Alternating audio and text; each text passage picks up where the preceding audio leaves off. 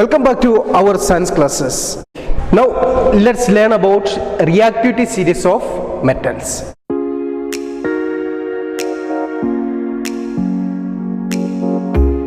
We have learned the reactions of metals with oxygen, reactions of metals with water, or reactions of metal with dilute acids, or displacement reactions. Many different types of reactions we have seen.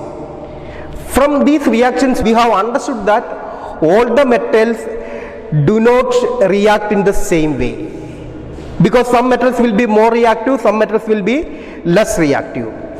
So if we are arranging all these metals in the decreasing order of their activity or reactivity, that series is known as reactivity series. Have you understood?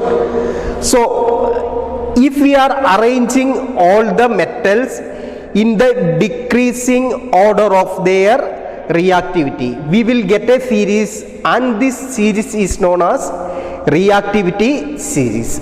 That means metal which is most reactive, that will be on the top, next metal, like that. On the bottom there will be least reactive metal.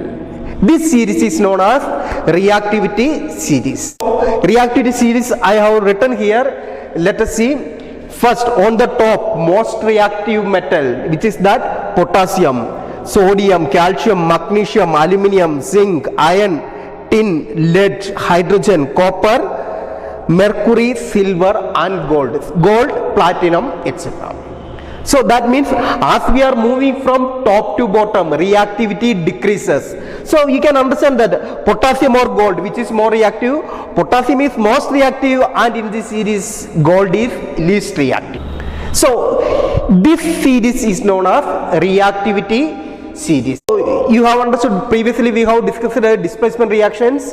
In the displacement reaction we have seen that zinc can displace copper because zinc is above copper, or see that copper is here, zinc is here, so zinc is more reactive. As zinc is more reactive, zinc can displace copper.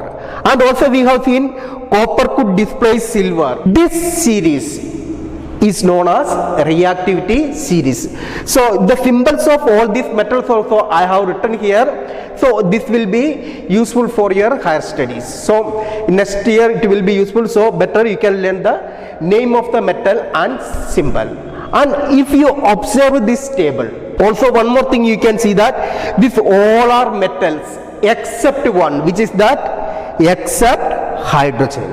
So why hydrogen is included here, that we will study in our higher classes, because we have to learn about hydrogen also. It behave like metal. Hydrogen can give the electrons and it can become electropositive. So about these things we will learn in the higher classes. Just to understand, in the reactivity series there is only one non-metal, that is hydrogen. And one more thing you can note here, in the reactivity series, the metals which are above hydrogen, they will be able to displace hydrogen from the dilute acids.